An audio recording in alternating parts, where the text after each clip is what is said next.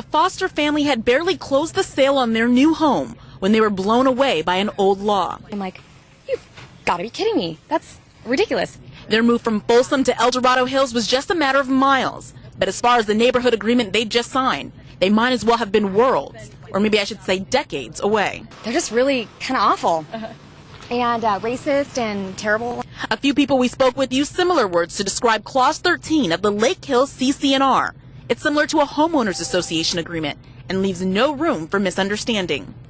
No person except those of the white Caucasian race shall occupy or reside upon any residential lot or plot in this subdivision except when employed in the household of a white Caucasian tenant or owner. And you have to sign off that you agree to these things.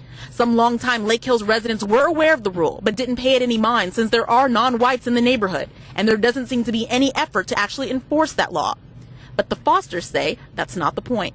Everybody knows that you can't enforce things like that. It still sends a message. So they're sending one right back. It's not the world that we want our kids to grow up. Polko didn't realize what they'd signed when they moved in. It should be reversed just to get it off the records. And just out of curiosity, I'd probably like to find out who did that law and what their background was. The motivation for that whites-only policy, according to the CC&R, is that letting non-whites in would lower the property value of the community.